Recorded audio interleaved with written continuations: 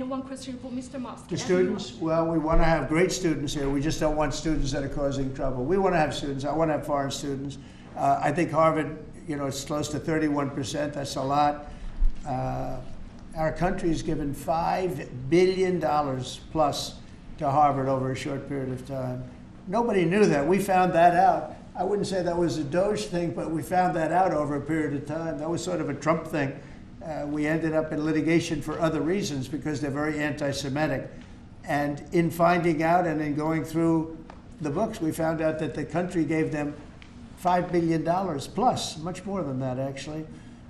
And we're having it out with them, and let's see what happens. I think we have a very good, well, it's a very sad case. It's a case we win. We can't lose that case because we have the right to make grants. We're not going to make any grants like that.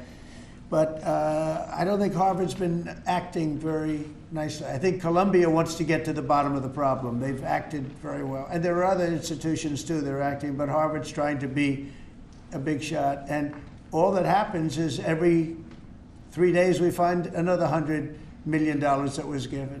2 days ago, we found $200 million more. The money's given to them like gravy. I'd like to see the money go to trade schools, where people learn how to fix motors and engines, where people learn how to build rocket ships. Because, somebody has to build those rocket ships. Yeah. And I'd like to see trade schools set up, because you could take $5 billion plus hundreds of billions more, which is what's spent. Absolutely. And you could have the greatest trade school system anywhere in the world. And that's what we need to build his rockets and robots and things that he's doing, and to build lots of other things. And, I went to school with people. In some cases, they weren't good students, but they could fix the engine of a car better than anybody I've ever seen. They could take it apart blindfolded. They had an ability at that.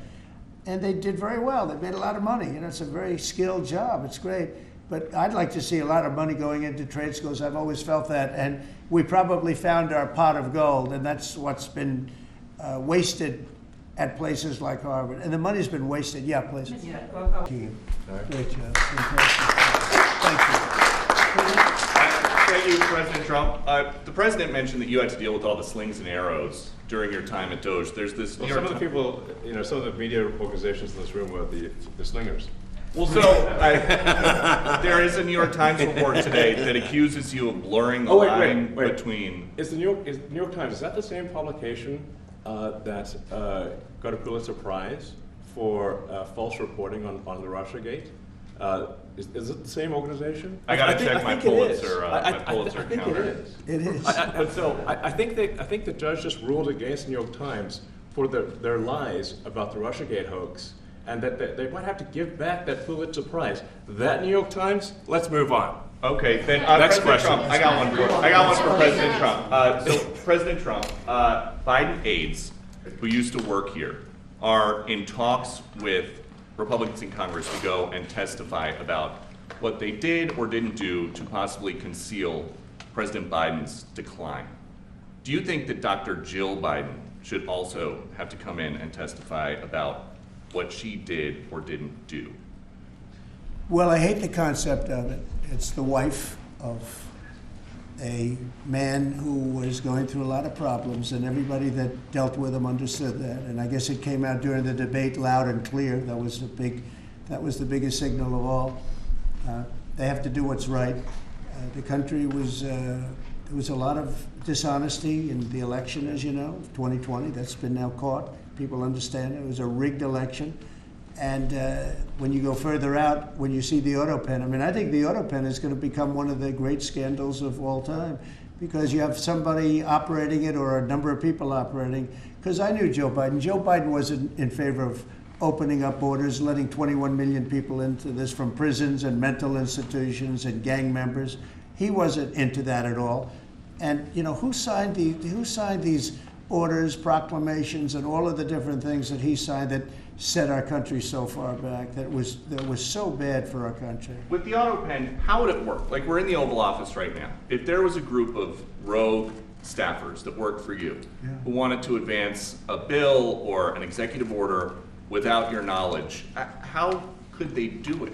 How do they go Well, and it's very find hard the because president's I'd back? read your newspapers or your media the next day and I'd say, well, I didn't approve that, and I would find it. I mean, they wouldn't get away with it for long because they'd say, I never signed that. Who the hell signed that? Auto pens, to me, are used to sign letters to people because we get, I think they said 20,000 letters a week, and you like to be able, when somebody takes the time to write a letter, it's nice to sort of write back. And auto pens are meant for that. Auto pens are not meant to sign major proclamations or tax cuts or borders, anything having to do with the border, which is so important. And if it happened on my watch, I would be able to see it because the next day or sooner I'd be reading about something that I knew nothing about and who the hell signed this. So I almost never use the auto pen. In fact, yesterday I was signing about 81, I think it was 81 proclamations and statements to people that I think should be signed by us. I think when you write letters to foreign dignitaries or presidents or prime ministers, you should be signing those letters, not done with auto pens. I understand he signed almost everything with an auto pen. It's a very dangerous thing. It really means you're not president. Whoever operated the auto pen, and we think we know who that is, and it was actually more than one person, but that's not what the presidency is all about. I hardly use the auto pen. I just want to thank Elon and all of his people. Most of those people are staying, almost all of them are staying, and they're going to be with us. And you're going to see the results coming long into the future. Even a year and 2 years later, you're going to see a lot of the results, and those hundreds of billions of dollars are going to be adding up, and they're going to continue to add. It'll be interesting, really interesting to see what the final number is going to be. But again, Elon gave an incredible service. Nobody like him, and he had to go through the slings and the arrows, which is a shame because he's an incredible patriot. The good news is that 90% of the country knows that, and they appreciate it, and they really appreciate what he did. And I gave him a little special something we have here. Thank you. A very special that I give to very special people. I have given it to some, but it goes to very special people, and I thought I'd give it to Elon as a presentation from our country. Thank you. Thank you, Elon. Thank you. Take care of yourself. Thank you. You see the lock. The lock on this is amazing. That's right. Large lot. Well, let me say perhaps a few words that this is not the end of Doge, but really the beginning. My time as a special government employee necessarily had to end. It was a limited time thing. It's 134 days, I believe, which ends in a few days. So, so that it comes with a time limit. But the Doge team will only grow stronger over time. The Doge influence will only grow stronger. It's I'd liken it to sort of Buddhism. It's like a way of life. So it is permeating throughout the government. And I'm confident that over time we will see $1 trillion of savings and a reduction in $1 trillion of waste and fraud reduction. The calculations of the Doge team thus far, in terms of an FY25 to FY26 delta, are over 160 billion, and that's climbing.